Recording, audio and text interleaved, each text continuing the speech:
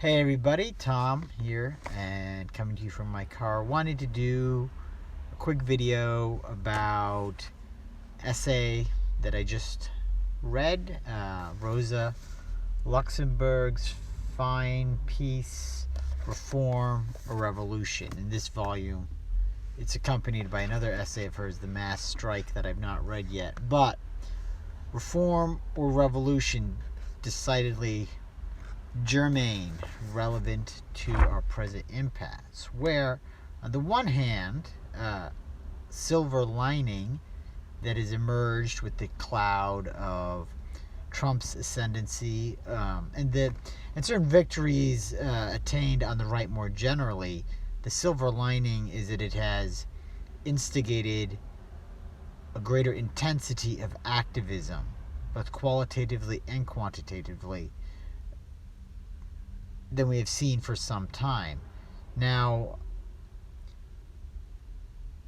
the hesitation which emerges in connection with this fundamentally positive development is that it has often, or seems to be, wending toward kind of juridical focus, where you're looking at relying on the established legal architecture or moving within that architecture to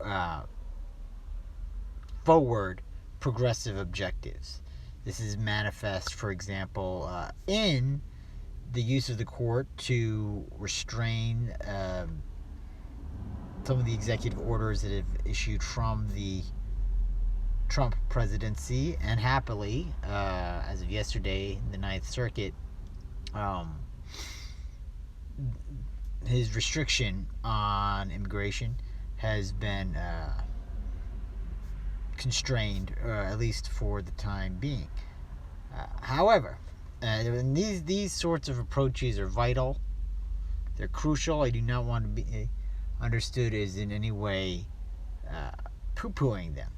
But what's vital is that they become connected to a broader vision. And this is where Rosa Luxemburg's essay, Reform or Revolution, really establishes traction as a document that merits our recollection, our consideration.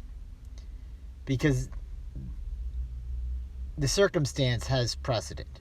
And so at the turn of the 20th century, there were figures within the socialist movement who wanted to argue for a strongly reformist tact, that it would be possible to realize socialist aims and socialism more generally, quote unquote, working within the system, vis-a-vis things like trade union struggle, parliamentary activity, so on and so forth.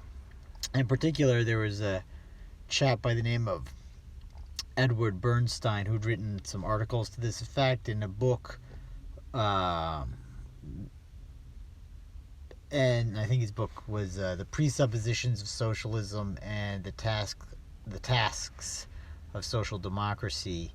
And she's responding to that tact, that recommendation in Reform or Revolution, noting that it's predicated on a problematic disjunction between reform activity and revolutionary vision. In fact, without the latter, reform activity devolves to a kind of acquiescence before the problematic features of the system or systems, and even really a dangerous passivity. With a revolutionary vision, the same reforms can become energized to impel us to the realization of a greater and a better world, a greater and a better society, more just society.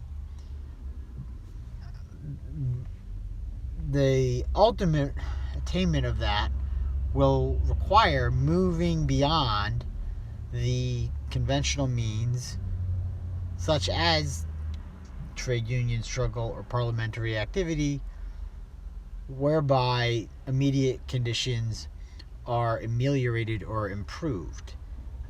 And thus, what emerges is a dialectical and intimate relationship between reform and revolution.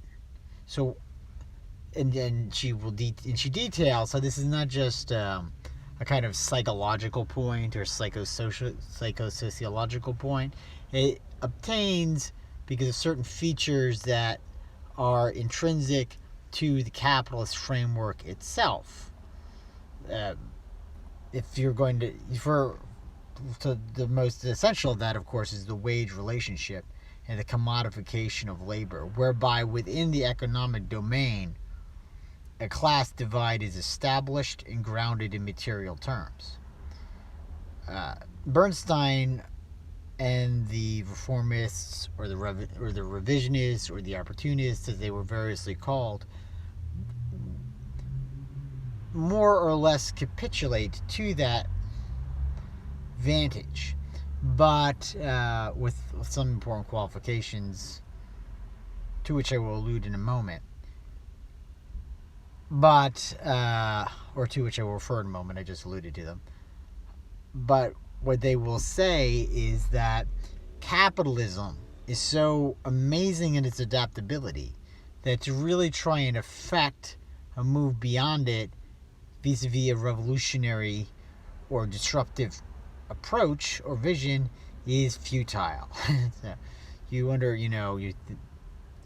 that this is the turn of the 20th century, but, you hear the same thing in the 80s with the notion of Tina. There is no alternative that came out with people like Thatcher and Reagan and so forth. And even more recently, you have Slavoj Žižek noting how the idea of the end of capitalism is so preposterous in some views that it's become easier to imagine the end of the world itself.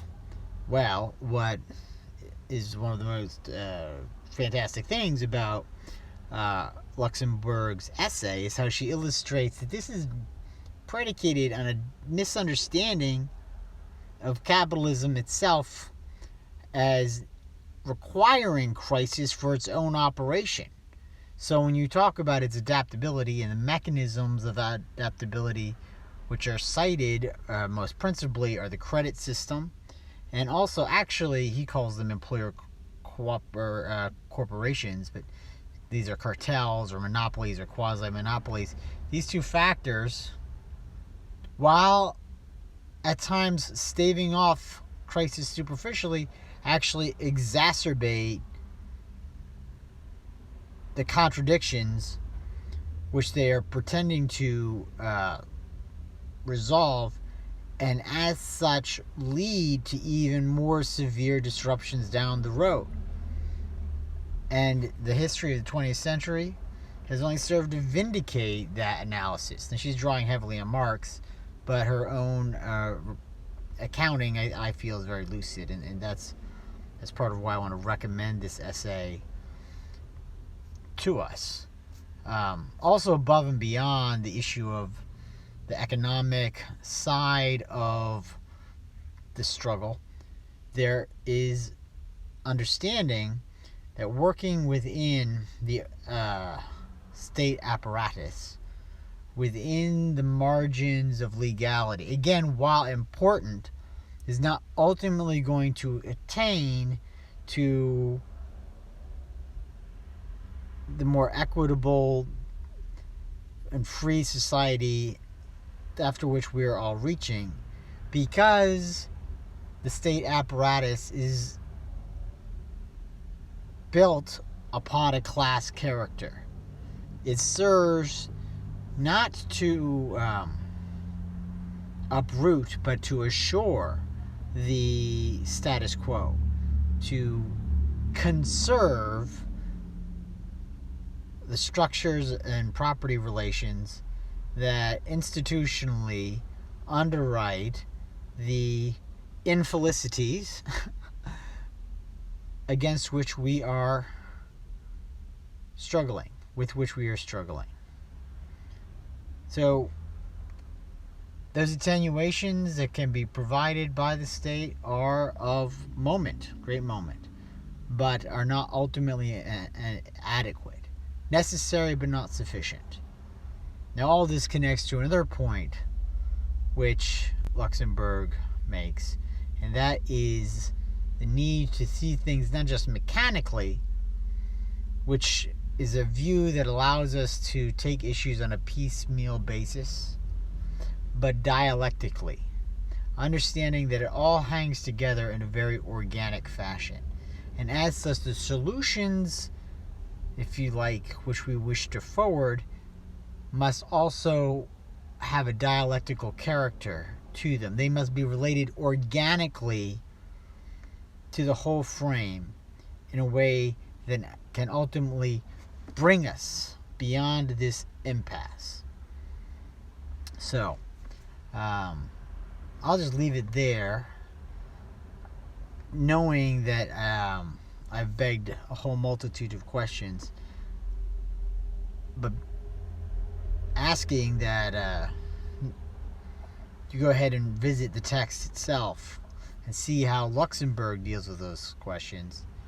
And then also, you can wrestle on your own.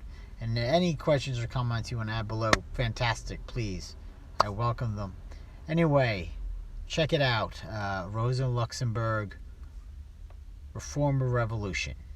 And it's widely available. You go to, and I'll put some links below in the description. I happen to have read it in this very nice edition, edited by Helen Scott. So thank you, Helen. All right, guys. I'm out for now, but I'll catch you guys on the flip.